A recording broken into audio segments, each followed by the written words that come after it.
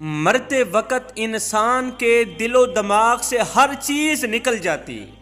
سب کچھ بھول جاتا ہے، اپنا مال، دولت، بینک بیلنس، گاڑیاں، محل، عزیز و اقارب، دوست، رشتہ دار۔ مرنے والا انسان سب کچھ بھول جاتا ہے، مگر سنو، مرتے وقت انسان دو لوگوں کو بہت زیادہ یاد کرتا ہے۔ دو لوگ ہرگز نہیں بھولتے، دو لوگوں کو بہت زیادہ یاد کرتا ہے، ان کو سامنے بٹھا کے چیخنے کی کوشش کرتا ہے،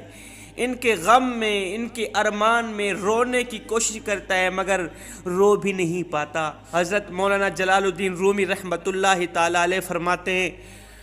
فرماتے ہیں میرے محلے میں ایک شخص زندگی موت کی جنگ لڑ رہا تھا، مرنے والا تھا، موت کے بالکل قریب تھا۔ لوگ میرے پاس آئے،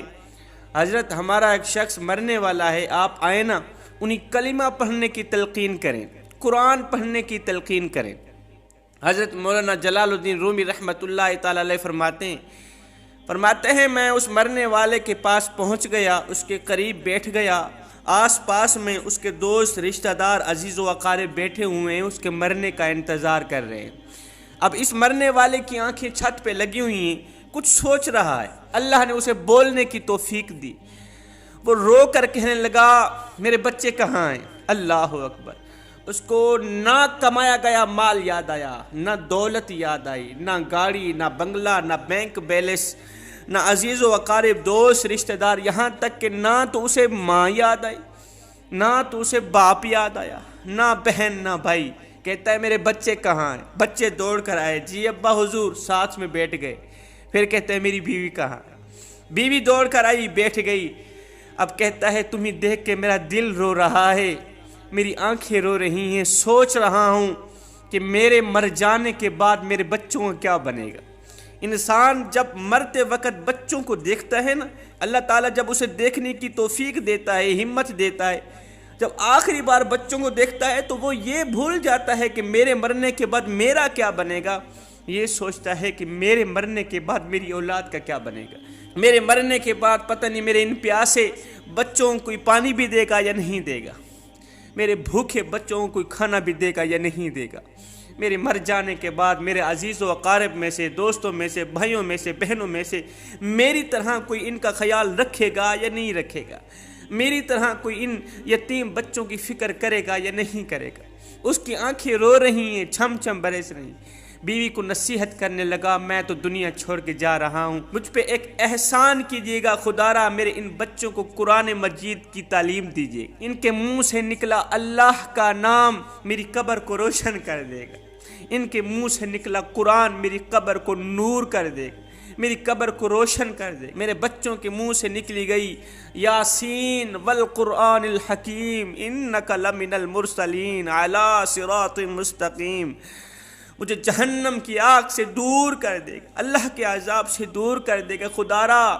میرے بچوں کو قرآن مجید ضرور پڑھانا، ان کو دین کی تعلیم دینا۔ میں ہاتھ جوڑ کے تمام بھائیوں کے آگے گزارش کرتا ہوں آپ بھی اپنے بچوں کو قرآن مجید پڑھائیں،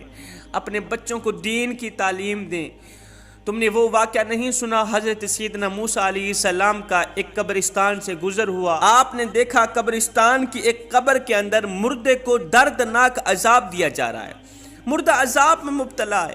اس کی قبر جہنم کے گڑھوں میں سے گڑھا بنی ہوئی، مردہ عذاب میں مبتلا ہے، چیخ و پکار کر رہا ہے۔ حضرت سیدنا موسیٰ علیہ السلام آگے چلے گئے، کام کرنے کے بعد واپسی جب اسی راستے سے گزر ہوا، آپ نے دیکھا وہی جہنم میں جلنے والا شخص جس کی قبر میں عذاب دیا جا رہا تھا، اب وہ شخص جنت میں ٹہل رہا ہے، اس کی قبر جنت کے باغوں میں سے باغ بنی ہوئی ہے۔ دونوں ہاتھ اٹھائے، عرض کی میرے مالک تھوڑی دیر پہلے میں یہاں سے گزرا تھا، یہی قبر جہنم کے گڑھوں میں سے گڑھا بنی ہوئی تھی، تھوڑی دیر کے بعد یہ جنت کے باغوں میں سے ایک باغ کیسے بن گئی؟ میرے اللہ نے فرمایا موسیٰ یہ شخص جب مرا تھا نا، مرنے سے پہلے پہلے اپنی بیوی کو حاملہ چھوڑ کے مرا تھا، بیوی کا ایک بیٹا پیدا ہوا، بچہ پیدا ہوا، بچہ آج چھوٹا کل بڑا، تھوڑا سا بڑا ہوا تو اس کی بیوی نے بچے کو مسجد میں بھیجا، مکتب میں بھیجا، معلم صاحب نے اس کے بچے کو بسم اللہ الرحمن الرحیم پڑھائی، اللہ اکبر۔ آج اس کے بچے نے بسم اللہ الرحمن الرحیم پڑھی ہے۔ موسیٰ مجھے حیا آتی ہے کہ بچہ میرا نام لے، مجھے حیا آتی ہے اس کا بچہ میرا نام لے، اور میں اپنا نام لینے والے بچے کے باپ کو جہنم میں ڈالوں، یہ میری رحمت گوارا ہی نہیں کرتی۔ اس لیے کہتا ہوں اپنے بچوں کو قرآن مجید کی تعلیم دے۔ اگر تم چاہتے ہو کہ تمہاری قبریں روشن ہوں، عذاب تمہارے قریب بالکل نہ آئے، تو اپنے بچوں کو قرآن مجید کی تعلیم دینا۔ حضرت مولانا جلال الدین رومی رحمۃ اللہ تعالی علیہ فرماتے ہیں، وہ توبہ کرتا کرتا یہ کہتا کہ میرے بچوں کو قرآن کی تعلیم دینا، انہیں اچھا بنانا، ایک دم اس کی زبان لڑکھڑانے لگی، ایک دم اس کے ہونٹ کانپنے لگی، اس کا بدن کانپنے لگا، موت کا فرشتہ آ گیا روح نکالنے کے لیے۔ ہائے، فرماتے ہیں جب انسان کی روح نکلتی ہے تو اس کا منہ کھل جاتا ہے، جب انسان کی روح نکلتی ہے نا تو انسان کا منہ کھل جاتا ہے، دونوں ہونٹ ایک دوسرے سے جدا ہو جاتی۔ انسان کی روح انسان کے پیروں سے نکلتی ہوئی اوپر کی طرف آتی ہے،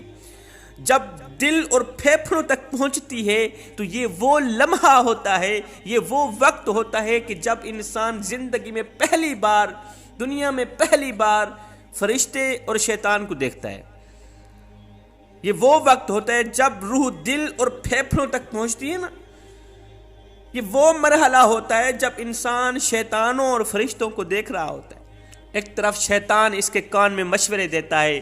دوسری طرف اس کی زبان سے اس کے عمل کے مطابق الفاظ نکلنے لگتے ہیں۔ اگر انسان نیک ہوتا ہے،